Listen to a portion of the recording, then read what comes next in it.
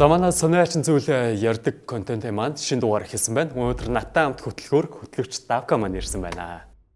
За тэгээд манай энэ удаагийн анхны зочноор Болдаах маань ирсэн байгаа. За өнөөдөр хэдүүлээ юу ярих гэж байгаа вэ те? За ер нь бол алга болсон хүүгийн хэргийн талаар ярина. Амар сонирхолтой Монгол талсан хэрэг байгаа. За миний хувьд бол гадаад болсон эргүүдийг ер нь ярихаар төлөвлөсөн байгаа.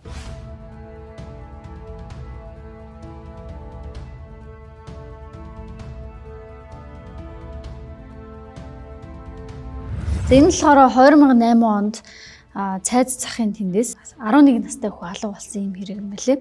Тэгээд улс даяараа 90 сурвалжлаад олоогүй.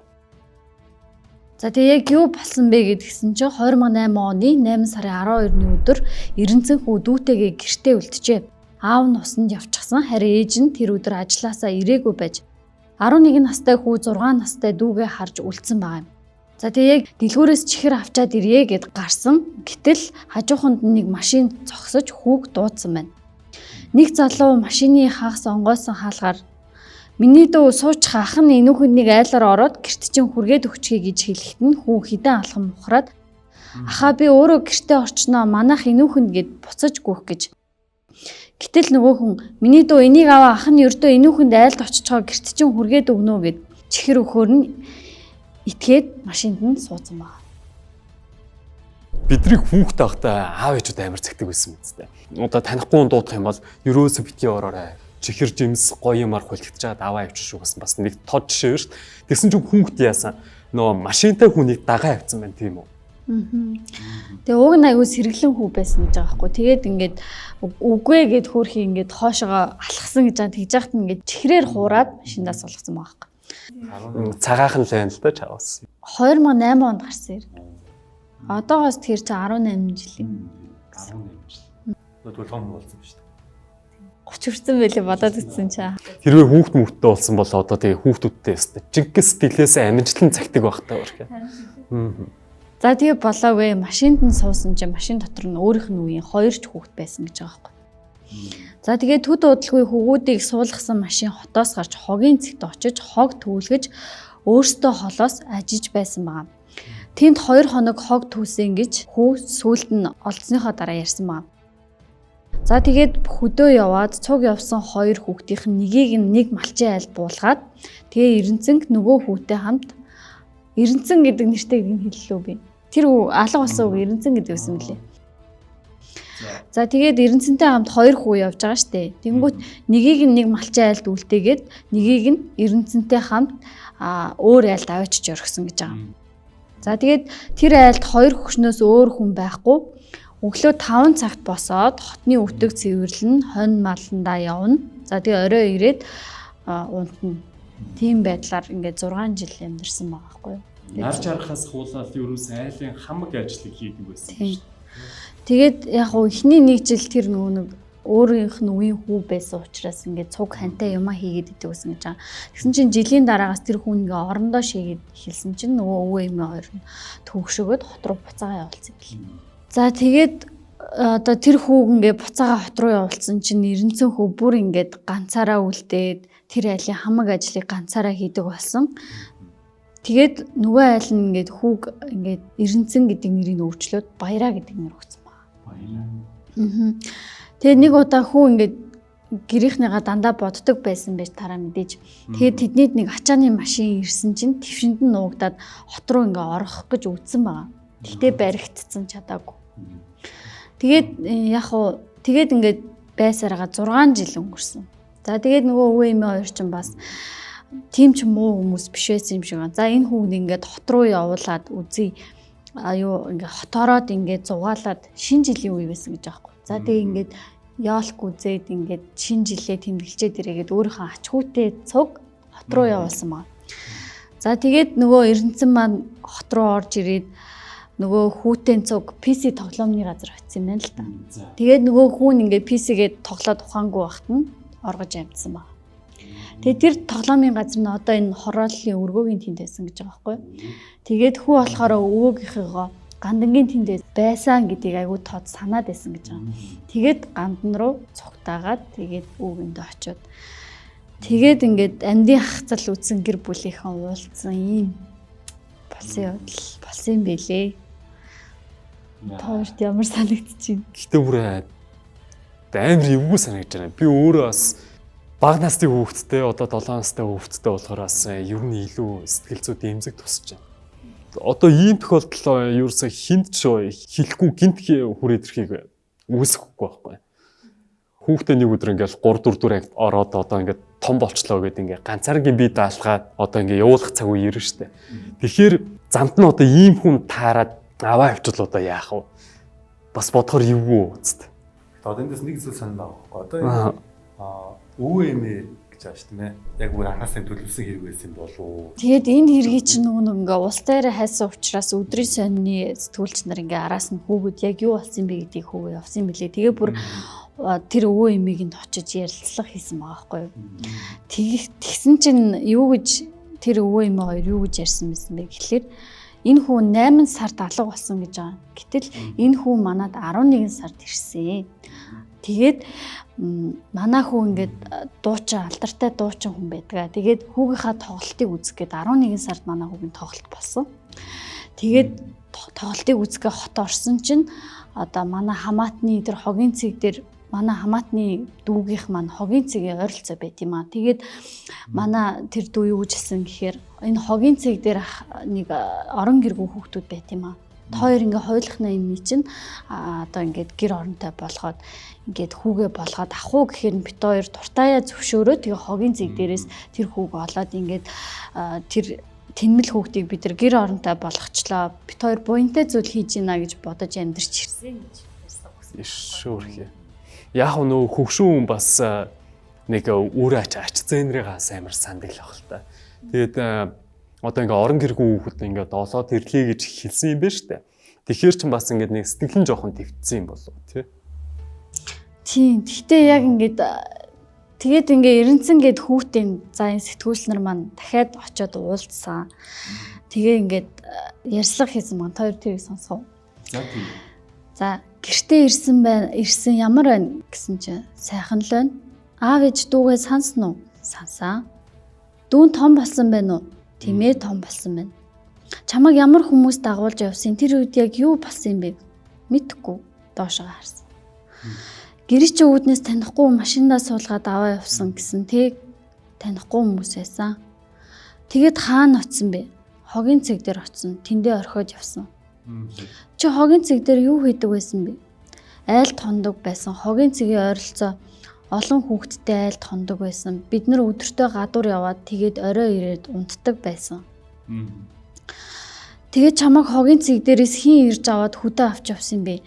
Нэг танихгүй ах авч явсан. Тэгээд чамд юу гэж хэлж дагуулж явсан бэ? Санахгүй байна. Хогийн цэг дээр юу хийдэг байсан бол хэр удсан бэ? Хит хонсноо мэдэхгүй байна. Нэг хэсэгтэй л байсан. Тэгээ танихгүй айлд хэцүү байсан уу? Надад хэцүү байгаагүй. Хонио хариулаад л явж байсан. Чи яг тэнд ямар ажил хийдэг байсан бэ?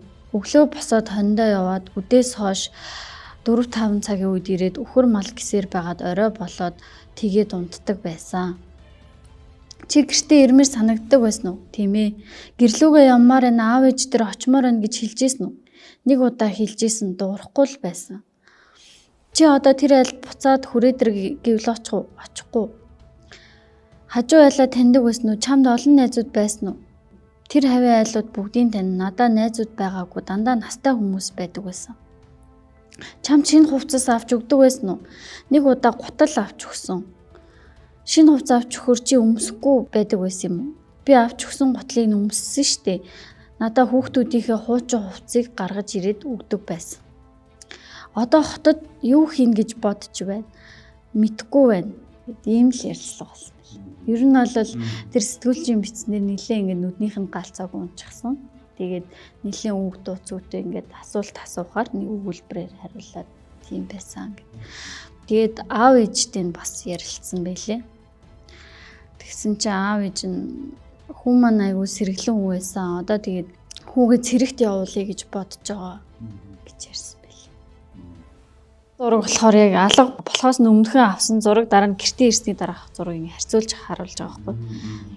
Тэг ингээд нүднийх нь харцыг харах юм бол ингээд айгүй сэргэлэн хүү байсан магадгаас тий. Тэгснээ ингээд харц тийм. Тэгснээ харцсан нь ингээд юу дорой болчих юм шиг. Зөөлөн гэхэд бас биш уу байхгүй. Нэг амар тийм уйтгарахгүй нэг ам мэдгэж байгаа. Харин тийм. Тэр нь олон жил явсан ямархуу үйл явдал болсон байг нэг очих битүүл юм тийм ээ. Миний бодлоор болохоор одоо нөө сүүл үеч нөө трама гэж амар их яриад байдаг штэ. Одоо бүхэлдээ энэ 6 жилийн хугацаанд маш хүнд зүйл тохиолдсон байхыг ч үгүйсэхгүй байхгүй. Сая одоо ингээд нөө ярилцлагыг ингээд сонслоо л доо. Тэгэхэд ерөөсөн бүтэн хариулж байгаа сэтгэл ерөөсөө алга. Ерөөсөө л дандаа тийм үгүй сансан уу сансан эсвэл мэдгүй. Хувц өгдөг байсан. Хууч хувц өгдөг байсан. Ерөөсөө л нэг ийм айгүй дотгошоогоо бугалцсан хариулт өгöd байгаа байхгүй. Тэг хөшөө хүмүүс юм чинь тэр тал нь бол гайгүй юм шиг лээ. Зүгээр айгүйх ингэж гэрээ санаж, дүүгээ санаж битгрээл тэгэл ингээл хүнтэй ярих ч тийм сонирхолтой болсон юм шиг лээ. Миний нэг асуулт нь одоо хөдөө байсан хэрэг одоо энэ тэгэд хөдөө олцсон ямар аймаг? Төв аймаг гэсэн ойрхон юм. Тийм Төв аймгийн Эрдэнэ сум гэдэг чинь. Тэгээ жоох хүүхдүүд бол нуус тэгэл гэрээс гараад хаашсан болдог тийм ээ. Харин Гэтэ өөрөө ингээд 2 хоног хогийн цэг дээр байсан гэж ярьж байгаа боловч энэ өвөө эмээ хоёрын ярьж байгаагаар бол 2 сар байсан юм шиг байна. хогийн цэг дээр үү? Тийм. Яа тэгэхээр 11 сард бит хоёр хүүгийнхаа тоглолтыг үзэх гээд хот орсон. Тэгээд тэр үеэр энэ хүүг авчирсан. Тэгээд нүцгэн найтан хувцсгүй байсан гэж яриад байгаа. Тэгэхээр бол нэг дэх таамаг бол юм хүүхдийг нь өөр хүмүүс булгаасан юм ээ. Тийм. Нөгөө таамаглалаар бол энэ өвөө эмээ хоёр худлаа ярьж иж магадгүй. Албаар ингэж өөрийнхөө хүүхдийг чи бит хоёр туслах хүүхдээ олж ир гэж явуулаад тэгээд ингээд хогийн цэг дээр хэсэг хог түлэгж жагаад аваадсан байж магадгүй. Гэтэ яг аль нь үнэн зөвийг одоо цагдаа нар л мэддэг байна. Хүү болохоор хогийн цэг дээр хэр удснаа би санахгүй байна гэдэг байхгүй. Хүү энэ өчиг битүүл. 2 хонсон байхаа гэд. 2 хонсон гэж. Тийм. Гэхдээ хүүгийн хувьд бол алгуусан нас нь 11 нас гэж байгаа шүү дээ. Тэ? 11 нас гэдэг чинь ерөөсөө 5-6 настай хүүхэд биш байхгүй. Хогийн цэг дээр төөрчүүд яхаа мэдэхгүй байлаа гэж тод ямар нэгэн аргыг бодох нас байгаа байхгүй юу гэсэн. Тэгээ хит хонсноо санахгүй байна гэдэг чинь бас өөрөө нэг амар эргэлзээтэй байгаа юм. Тийм. Гэхдээ бүр хамгийн сонин нь энэ амар боолчлол хүүхдийн хулгай гэдэг ингээд хэрэг яаж хийдэгдэх болоо гэдгийг би айгүй гайхчихсан байхгүй юу. Тэгээд ингээд сэтгүүлч нар цагдаагийн газар очиод асуусан чинь юу гэж хариулсан гэхээр нэхэмжлэгчийн талаас ямар ч гомдлгүй гэсэн. Тэр хоёр хөгшөнд гомдлгүй гэж хэлээд хэргийг хаасан гэж. Энэ бүр амар сонин. Тэгээ аав ээж нь яагаад өдөө олон жил алгуусан хүүхдээ цагдаад гомдлгүй гэж мэдүүлж байгаа. Тийм. Тэр л хамгийн сонин байсан. Миний хувьд бол яг бас ямар нэгэн хэрэг ингээд өөртөө тохиолдсон байсан ч гэсэн нэг араас нь хэмжлээд байх юм байна шүү дээ. Араас нь ингээд хөөцөлдсөн болон их ядардаг тий стресс. Тийм. Тэг хүүгээ ингээд олцсон байгаад л хамгийн гол нь баярлж амдрыг шоорд орсон. Тийм. Тэгээ бүр аав нь хүүг маань малын төртөө болгоо явуулсан байлээ гэж ярьсан байл. Аав нь болохоор яг нь сайн талаас нь яриад байгаа юм шиг. Тийм. Зүгээр ингээ амьд олцсонд нь л баярлаад ах шиг байна. Тэрнээс биш нэг гэмт хэрэг гэж харахгүй байгаа юм болов уу гэд. Гэтэ нэг асуулт байна. Дуучин гэсэн те алдартай дуучин уу? Тийм, нэлийн том цолтой алдартай дуучин билээ. Одоо энэ дуучин энэ дуурамтай төрөж байгаа юу? Тийм, төрөвж байгаа. Ер нь хэд орчин насны хүн бэ? Нэлийн аль намайг бага хэл дуулдаг гэсэн одоо ч дуулсаар байгаа. Зурагтаар гарсаар л байгаа. Энэ яг хүүг авч ирсэн хүн өөрөө авчирсан дуучин гэсэн үг. Үгүй, яг хүүгийн амьдарч исэн айл нь тэр дуучны аав ээж юм билээ. За миний ярьсан хэрэг бол ийм нэлээ учир битүүлэг ийм хэрэг байна. Тэгээд яг хин хулгаалсан яасан гэдэг тэр хүн нь бол тогтоогдоог нь надад хамгийн сонир санагдлаа. Тэгвэл энэ тал дээр яг ингээд манай хуулиар бас чангаруулвал зүгээр юм шиг санагдсан. Хэдий аав ээж нь гомдлгүй гэсэн ч гэсэндээ энэ чи яалтчгүй айгүй том гэмт хэрэг шинжтэй хэрэг байгаа байхгүй тий. Энийг бол зүгээр өнгөрөөж болохгүй юм шиг. Баг хэдий хэрэг баг давж явах юм биш үү? Хүн улгаалсан, бүр завдсан биш. Улгаалсан, за тэнгүүтлээ хөтөлбөрийн мөлчлөг бас явагдаж байгаа байхгүй. Хүүхд залуу болох мэдрэмж бол асар аимшигтай байгаа шүү дээ. Бүр аав ээж нь ингээд тараншааны нүх болгоныг шалгадаг байсан гэж байгаа байхгүй. 6 жил олдод дууссан хэрэг гэдэг маань бас нэг Тийм. Тэгээд би яг энэ Эренцэн гэдэг хүнтэй ингээ одоо олж уулзмаар санагцсан цэрэгтэй явснаа. Одоо яг юу хийж ийн гэд олж уулзмаар санагцсан. Тэгээд чадвал олж уулзнаа. Тэгээд дугаарыг маань Эренцэн маань үзчихээ бас ингээд холбогдорой. Бид рүү холбогдоорой.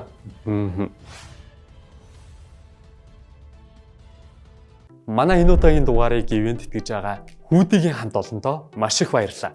Хоёр хөтлөгчийн хувцсыг бол Хүүдигээс ивент итгэж байгаа шүү. Хүүдийн хувьд бол материал гэж үүрсэн янз юм. Та бүхэн өөрсдийн хүссэн логогоо за тэгээд дуртай үг мүг юу гэдгийг те дуртай зураг мураг хэвлүүлэх боломжтой. За мурууны арт маань болохоор одоо ингээд CJTV ширмэл оюутлын хувьд бол үнэхээр чанартай нягт оюутг юм лээ. Тийм цамцаа нэрээ өөртөө оюутдаг шүү. За тэгээд та бүхэн бит хоёр шиг одоо ийм гоё хос хүүдийтэй болохыг хүсэх юм бол та бүхэн хүүдий дэлгүүрийг зориорой. За тэгээд хаяг нь гэх юм бол Дүнжин гаруй худалдааны төвийн замын яг урд талд байгаа. За мөн өнөөдрийн контенттай маань хамтраад Energy Villa хотгон хамтарч ажилласан. Маш их баярлалаа. Тэгээд энэ хотхон маань болохоор хотын төвөөс 23 км-ийн зайд, орбитын тойргоос хойш 10 км-ийн зайд байдаг. Найрамдал цуслангийн замаас урагшаа 3.5 км-ийн зам байрлаж байгаа юм байна. Тэгээд хаус сонирхож байгаа юм бол Energy Villa-г бас сонирхоод үзээрэй. Залхаарай.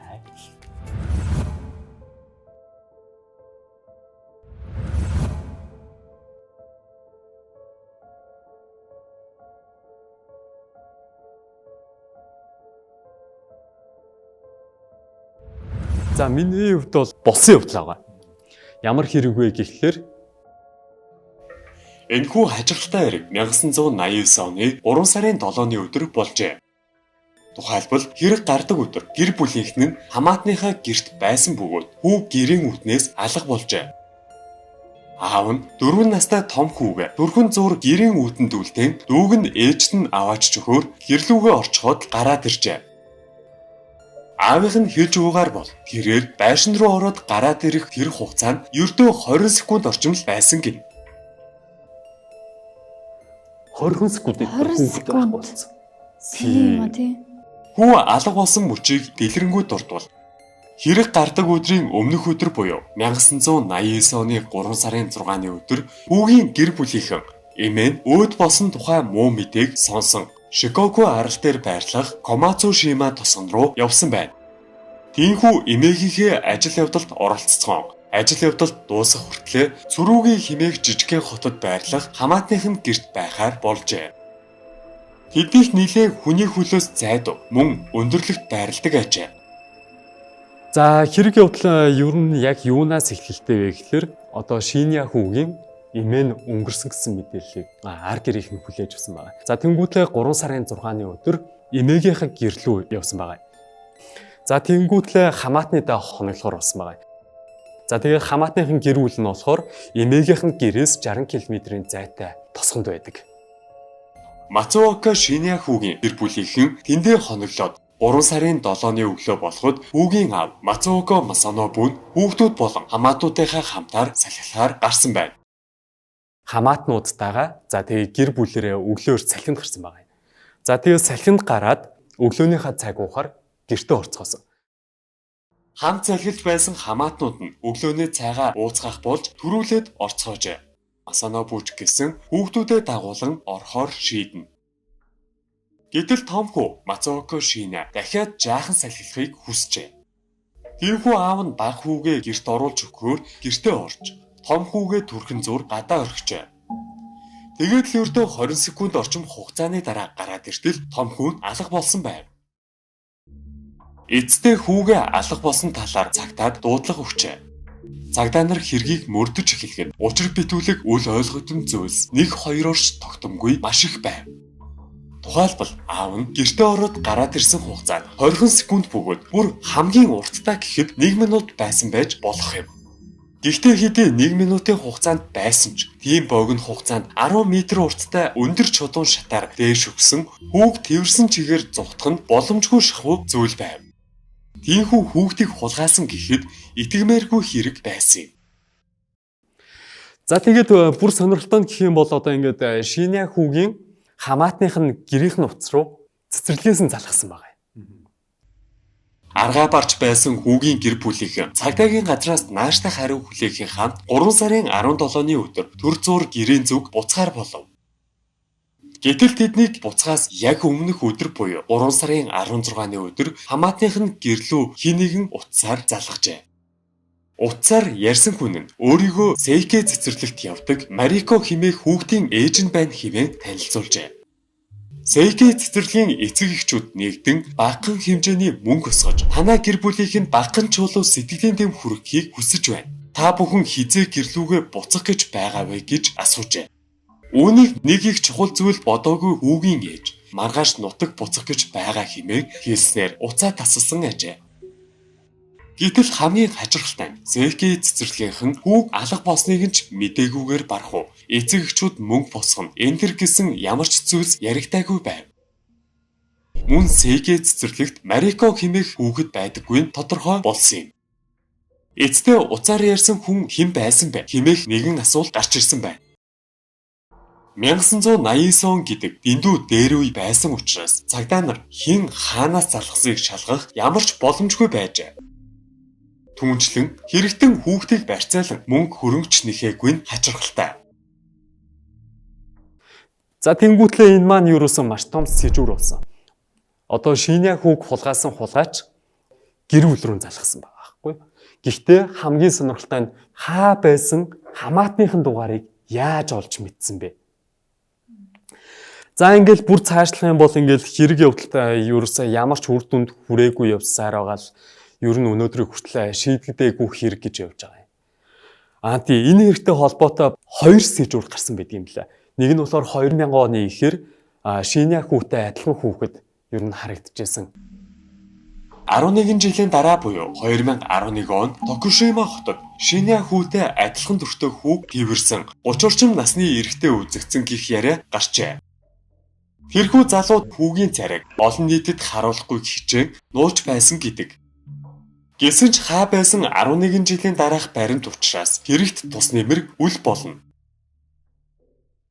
За дахиад хоёр дахь мэдээлэл гэх юм бол 2018 онд шинэ хүүтэй яг адилхан хүүхэд гэж бүр залуу 2018 оны 1 сарын 31-ний өдөр телевизийн шоугаар өөрийн бага насаа сандаггүй нэгэн залуу оролцсон хэрэг байсан юм. Тус залуугийн дүр төрх нь алга болсон шинэ хүүтэй тун адилхан төрхтэй харагдаж байсан тул яах ч аргагүй 31 жилийн өмнө болсон хэргийг зөвхөн бодогдуулсан ажээ. Мөн тус залуу нь 4 настайгаас 21 нас хүртлээр буюу 17 жилийн турш танихгүй эрэгтэй хүн дээр өссөн гэжээ. Тэгж байгаад тэр хүнээс сухтан биедан амьдарч эхэлсэн байна. Гэвч тус залуу нь 2018 онд нэвтрүүлэгт оролцохдоо өөрийгөө 25 настай хэмээн хэлж байсан нь шинэ хүүгийн настай тохирч өгөхгүй байв. Хамгийн гол нь тэдний дүр төрх хоорондоо дэндүү адилхан байсан. 4 настайгаас хойш өөр хүн дээр өссөн гэх мэт зүйлс нь яах аргагүй шинэ хүү байх магадлалыг өндөрсгөж байжээ. Эцдээ эцэг нь хүртэл өөрийн хүүгээ байна гэж эндүрмээр төрхтэй байсан тул шинэ хүү мөн эсгийг мэдгээр ДНК-гийн шинжилгээ хийлгэн үзжээ.